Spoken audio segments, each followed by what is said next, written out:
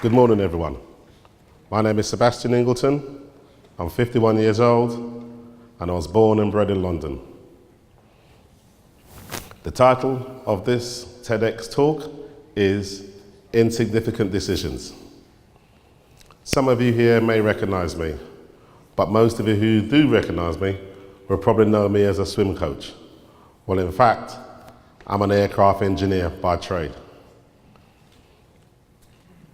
I look back and wonder why people know me more as a swim coach than as an engineer, when at no point in my life did I consciously decide to be a swim coach.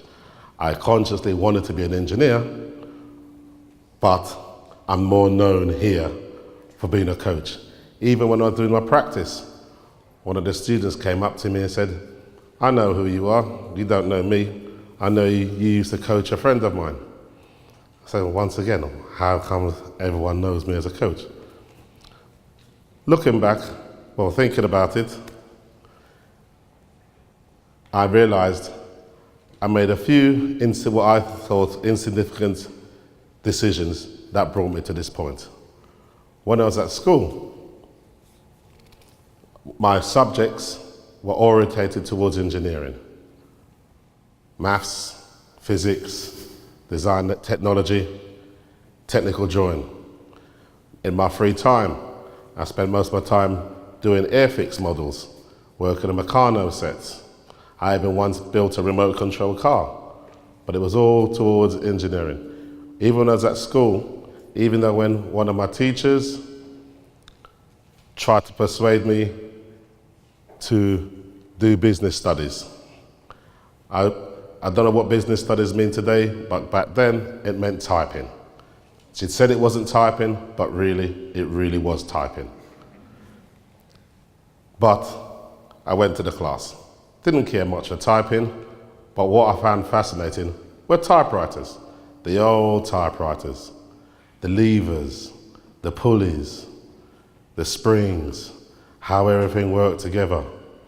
So while everybody else in the class spent their time doing ASDF semicolon LJK, I spent most of my lessons taking these typewriters apart. Lift up the carriages, how did that work? All the mechanical parts. Even to the fact that I got quite good at it. And then when the school had problems with their typewriters, they no longer called out for a repairman. They just asked me to go and have a look at them.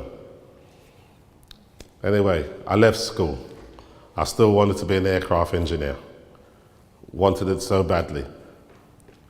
I applied for a few jobs at Heathrow Airport, coming from London, Heathrow Airport, planes, big engines, why not? But unfortunately, I didn't get any jobs at Heathrow Airport. I ended up starting my working career as a car mechanic. Did that for 2 years, learned a lot of things about cars. Really enjoyed that, but I wanted to be an aircraft engineer. That's what I wanted to do. So a friend of the family suggested, why not try the Royal Air Force? They've got planes. They've got plenty of engines that you can work on. I thought, why not? So I applied. Surprise, surprise, they said yes. So in 1984, I started with the Royal Air Force, working on planes. Well, it wasn't quite that simple. There was a little bit of studying involved, but I ended up doing what I wanted to do, what my dream was. During my career, I got married. I had 2 wonderful daughters.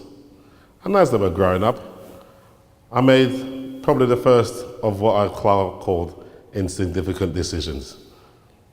I decided that they were going to learn to swim. Not for the fact or anything, but because when we go to the pool, I didn't want them to drown. When we was on holiday, same sort of thing. So we decided swimming lessons. As it turns out, they were both fantastic swimmers. Even there, so much so that the swimming instructor suggested, why not join the swim club? So on his advice, we joined the swim club.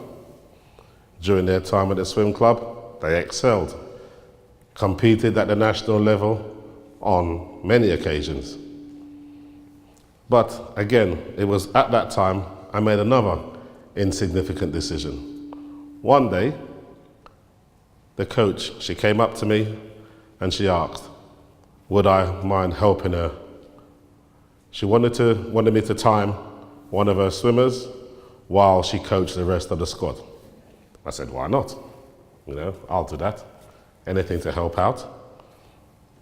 So I did. In the following weeks and months, these requests became more frequently. So eventually, I ended up helping her at every session. And again, at this time, the club had a new head coach. And one of his policies were that all the coaches and all his assistants had to be qualified. So there I was, doing swimming coaching courses. I even used my own valuable holiday from the RAF to go on some of these courses. Eventually, 12 years went by.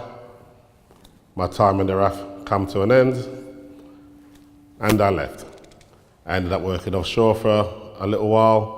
I ended up working out at the airport for a little while. Not Heathrow, something a little smaller. But during that time, I still carried on coaching. Then in 1997, I decided to leave the UK and come here to Saudi Arabia to work for British Aerospace. As you do when you go to a new place, a new area, a new country, you make new friends. And then while you're talking with your friends, you talk about your life and your past. And my past included my swimming and coaching background. Then one day, one of my friends just came up to me and said to me if I wouldn't mind teaching his 5-year-old child to swim. I thought, why not? I'm here, I've got to do nothing, help out a friend. Yes, we can do that. So I decided to teach his son how to swim. I still remember that first Saturday. It was very good, I enjoyed it. Enjoyed it indeed. But at the end of the session, a lady who was by the poolside came up to me and asked me if I wouldn't mind teaching her daughter how to swim. I thought, I'm here, I'm teaching one child, might as well teach two. So I said to her, yes.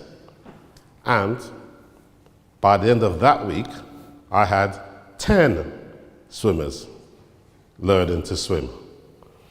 Over the next 5 years, became extremely busy.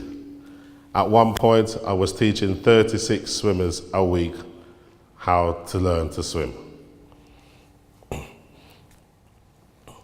After a while, one of the parents whose daughter had taught to swim had joined a team called Cobar Lasers. Never thought much of it. But their coach had suddenly left, and the parents there were struggling. They were struggling to coach the team. So she knew of my teaching ability, but she also knew of my coaching background. So she asked if I wouldn't mind coming down to the club and have a look. So why not, So I went down to the club, had a look around. I liked what I saw. We had a chat. They liked what I had to say. So they offered me a position as coach. Thought, why not? I accepted. Then began one of the best 11 years of my life. I enjoyed every part of that club.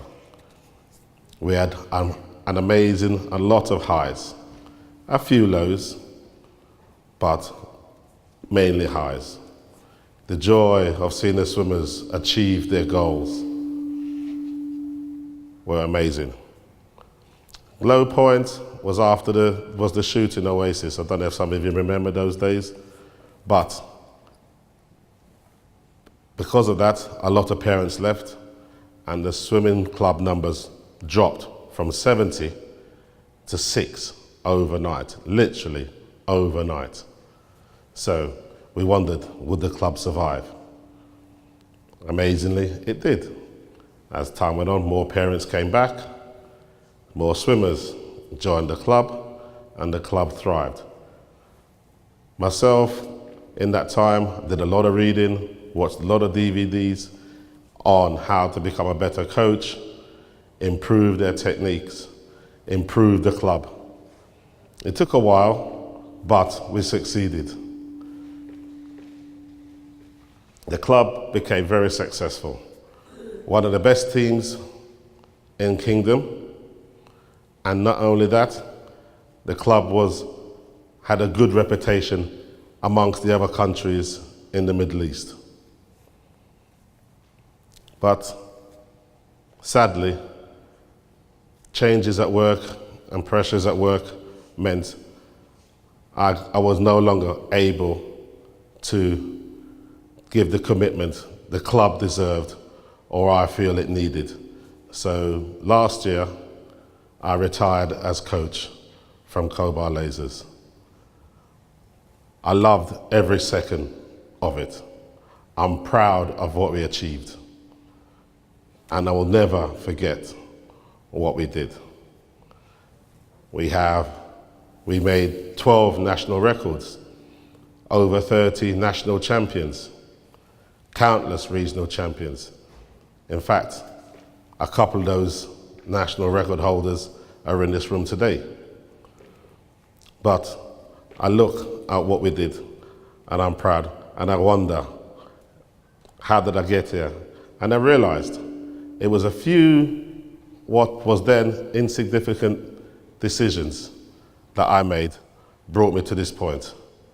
First, deciding my daughters were going to learn to swim.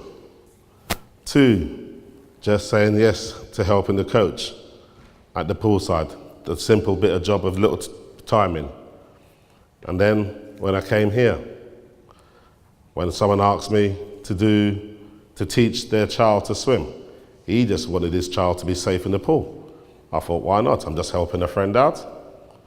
And then when the Cobar Lasers came and asked me to help them. And it was these insignificant decisions that got me to this point.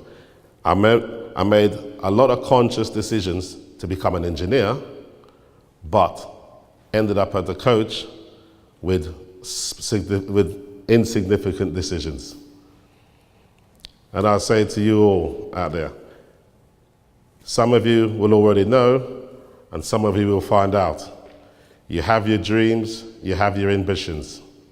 You will do whatever you can. You will make conscious decisions to make those dreams and ambitions come true.